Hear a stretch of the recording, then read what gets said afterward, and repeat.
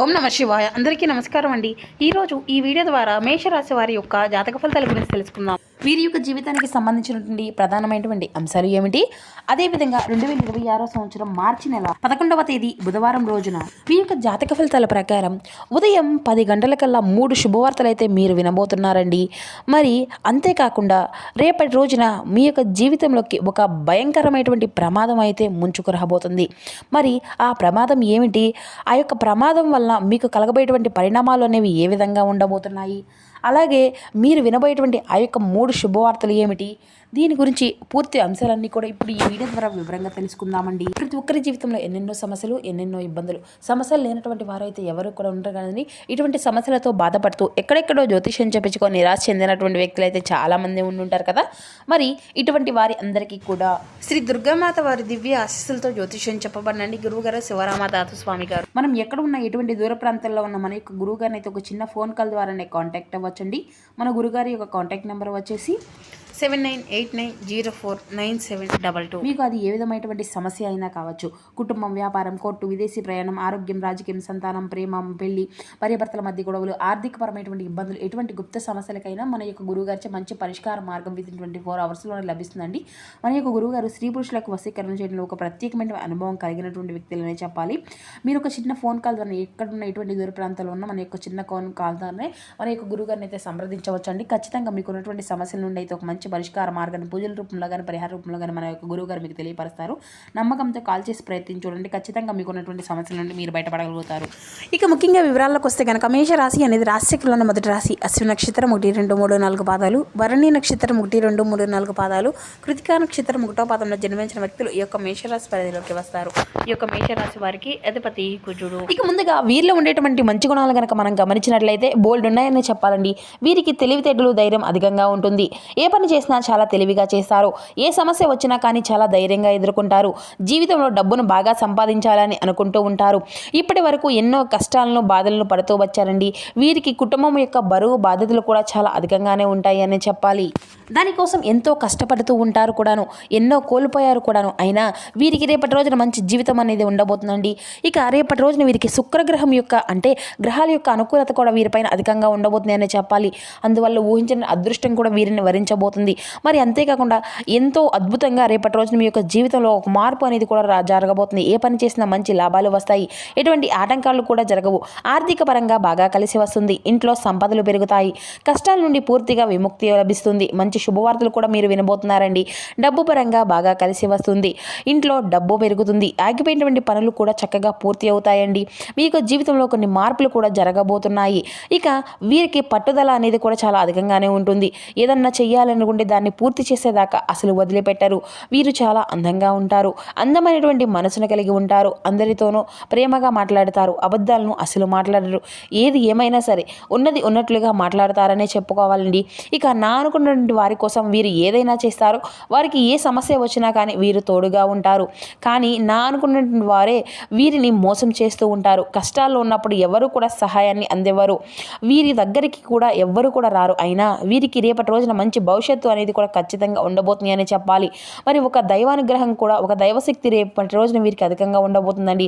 దానివల్ల ఎంతో అదృష్టం అనేది వీరిని వరిస్తుంది.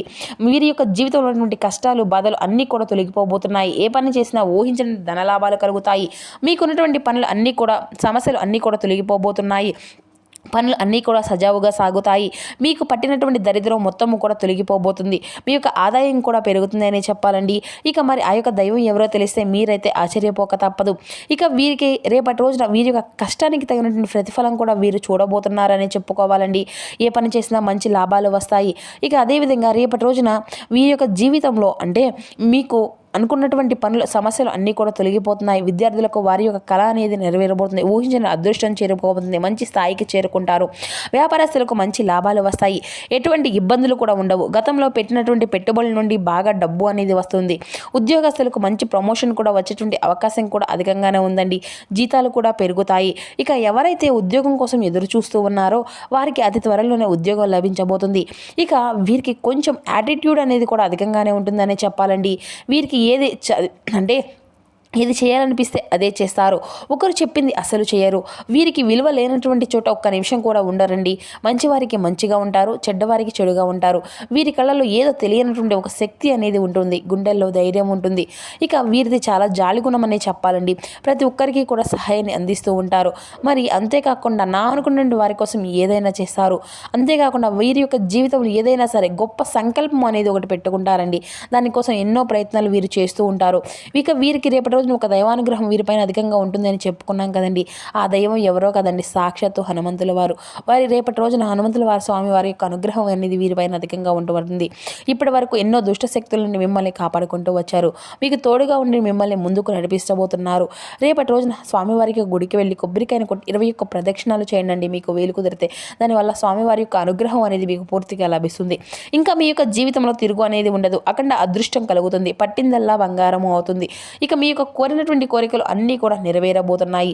అష్టదరిద్రాలు పూర్తిగా తొలగిపోబోతున్నాయి. మీ యొక్క జీవితంలో ఎన్నో అద్భుతాలు కూడా రేపటి రోజునైతే మీరు చూడబోతున్నారని చెప్పాలండి.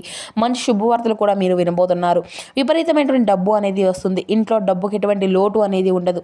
మీరు దేనికోసం అయితే ఎదురు చూస్తూ ఉన్నారో అది రేపటి రోజున మీ యొక్క జీవితం ఖచ్చితంగా నెరవేరబోతుంది. ఆరోగ్య సమస్యలు అన్నీ కూడా తొలగిపోతున్నాయి. కుటుంబంలో అందరూ కూడా సంతోషంగా ఉంటారు. కాబట్టి ఇంత పెద్ద అవకాశాన్ని అయితే అస్సలు వదులుకోకండి. ఇక రేపటి రోజున స్వామివారి యొక్క ఆశలు మీ పైన అధికంగా ఉన్నాయి. దానివల్ల మిమ్మల్ని ఎవరు కూడా ఏమీ చేయలేరు. ఎవరైతే మీకు కీడు చేయాలని చూస్తూ ప్రయత్నిస్తూ ఉన్నారో వారికి కీడు జరగబోతుంది. ఇప్పటి నుండి మీకు మంచి రోజులు రాబోతున్నాయి. ఇక రేపటి రోజున 5 తమలపాకులను అయితే 5 తమలపాకుల పైన జై శ్రీరామ్ అని రాసి మీ ఇంట్లో పూజ గదిలో పెట్టుకోండి. జై శ్రీరామ్ అనేటువంటి మంత్రానికి చాలా శక్తి అనేది ఉంటుంది. దానివల్ల మీ ఇంట్లో ఉన్నటువంటి దుష్ట శక్తులు మొత్తము కూడా తొలగిపోతాయి. మీ ఇంటికి పట్టినటువంటి దరిద్రం మొత్తము కూడా తొలగిపోతుంది. అఖండ ధనలాభం కలుగుతుంది. ఇంట్లో ఐశ్వర్యం పెరుగుతుంది. కాబట్టి రేపటి రోజున ఇంత పెద్ద అవకాశాన్ని అయితే అస్సలు వదులుకోకండి. ఇక రేపటి రోజున అయిపోయిన తర్వాత వాటిని బయట పెట్టేసేయండి. ఇక వీరికి కోపం అనేది కూడా చాలా అధికంగానే ఉంటుందండి. రేపటి రోజున మీ యొక్క కోపాన్ని అయితే కొంచెం తగ్గించుకోనండి. దానివల్ల మీకే నష్టం జరిగేటువంటి అవకాశం అధికంగా కనిపిస్తుంది. కాబట్టి జాగ్రత్తగా ఉండండి. ఇక వీరికి మంచి సంతానం కూడా కలగబోతుంది అనే చెప్పాలండి. పెళ్లి కోసం ఎదురు చూసేటువంటి వారికి రేపటి రోజున పెళ్లి సంబంధం కూడా కుదిరేటువంటి అవకాశం కూడా అధికంగానే ఉంది. ఇక పెళ్లి చేసుకునేటువంటి సమస్యలు అంటే ఉన్నటువంటి ఇబ్బందులు అన్నీ కూడా తొలగిపోయి మీరు అనుకున్నట్లుగా మీ యొక్క జీవితం అనేది ఉండబోతుంది. చాలా అదృష్టవంతులనే చెప్పాలండి. పెళ్లి చేసుకున్నటువంటి వారి కూడా వారి యొక్క జీవితంలో ఎటువంటి లోటు అనేది ఉండదు. భార్యాభర్తలు చాలా అన్యోన్యంగా ఉంటారు. ఇక మీ యొక్క బంధము అనేది బలపడుతుంది. ఇక వీరికి రేపటి రోజున కొన్ని ప్రయాణాలు చేయడం కూడా జరుగుతుందండి. కాబట్టి ఇటువంటి విషయంలో తగినటువంటి జాగ్రత్త అనేది చెప్పాలి. ఇక వీరికి వీలైతే రేపటి రోజున మీరు కోతులకు ఆవులకు ఆహారము పండ్లు దానం చేయండి. దానివల్ల ఎంతో పుణ్య ఫలితము అనేది లభిస్తుంది. మీకు జీవితంలో శని దోషాలు అన్నీ కూడా తొలగిపోతాయి. మీకు తగినటువంటి అడ్డంకులు అన్నీ కూడా దూరం అయిపోతాయండి. ఆగిపోయిన డబ్బు అనేది తిరిగి వస్తుంది. మీకు జీవితంలో డబ్బుకి ఎటువంటి లోటు అనేది ఉండదు. రాబోయే రోజుల్లో ధనలాభాలు కలుగుతాయి రేపటి రోజున. కాబట్టి ఇంత పెద్ద అవకాశాన్ని అయితే అస్సలు వదులుకోకండి. ఇక రేపటి రోజున మీ చుట్టుపక్కల ఉన్నటువంటి వారితో కొంచెం జాగ్రత్తగా ఉండండి. ఎవరితో కూడా అసలు గొడవలు పడకండి. ఎవరికి ఎటువంటి సలహాలు కూడా అసలు ఇవ్వకండి. దానివల్ల మీకే నష్టం జరిగేటువంటి అవకాశం అయితే అధికంగా కనిపిస్తుంది. కాబట్టి జాగ్రత్తగా ఉండండి. ముఖ్యంగా రేపటి రోజున ఈ 2 అక్షరాల వ్యక్తులతో మీరైతే చాలా దూరంగా ఉండండి. ఎం అండ్ ఎస్ అనేటువంటి అక్షరాలు పేరున్నటువంటి వారితో కొంచెం జాగ్రత్తగా ఉండండి. వారి వల్ల మీకు కొన్ని ఇబ్బందులు వచ్చేటువంటి అవకాశాలు అయితే అధికంగా కనిపిస్తున్నాయి. మీకు వచ్చేటువంటి అదృష్టం అనేది రాకుండా పోతుంది. కాబట్టి వీరిద్దరితో జాగ్రత్తగా ఉండండి. ఇంకా మీరు ఏదైనా కొత్త పనులు మొదలు పెట్టుకోవాలి అనుకుంటే గురువారము లేదంటే శుక్రవారం మొదలు పెట్టుకోండి. దీనివల్ల మంచి లాభాలు వస్తాయి. ఎటువంటి ఆటంకాలు కూడా జరగవు. ఇక మీరు రేపటి రోజున ఈ రంగు బట్టలను అయితే అస్సలు వేసుకోకండి. ఒకవేళ వేసుకోవాలి అనుకుంటే వేరే రోజుల్లో ధరించండి.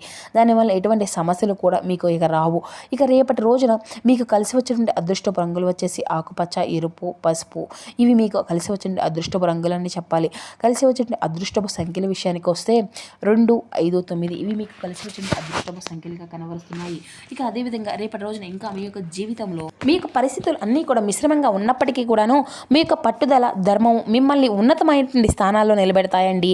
మొహమాటాన్ని వీడి లక్ష్యం మీద దృష్టి అనేది సారించండి. ఆరోగ్య నియమాలను పాటిస్తూ నవగ్రహ ధ్యానం చేసుకుంటే మనోబలము పెరిగి మీ యొక్క ప్రతికూలతను కూడా మీరు ఖచ్చితంగా జయించుకోగలుగుతారు. ఇంకా అదేవిధంగా ఉద్యోగంలో అధికారుల యొక్క ప్రశంసలతో మీ యొక్క ఆత్మవిశ్వాసము అనేది పెరుగుతుంది.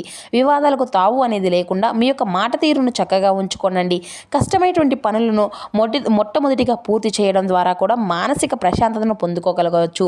శ్రీరామనామ స్మరణ మీకు మరింత కొండంత అండగా మీకైతే నిలబడుతుంది అని చెప్పాలి. దైవానుగ్రహంతో మీరు ప్రారంభించినటువంటి పనులు అన్నీ కూడా దిగ్విజయంగా పూర్తి చేసుకోగలుగుతారు. స్థిరమైనటువంటి బుద్ధితో ముందు చూపుతో అడుగులు అనేవి వేయండి.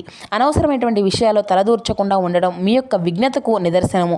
శని ధ్యానం కూడా మీకు మరింత రక్షణగా నిలిచి కార్యసిద్ధిని అయితే మీకు కలిగిస్తుంది. ఇక మంచి పనులు ప్రారంభించడం ద్వారా కూడా సామాజిక గుర్తింపు అనేది లభిస్తుందండి.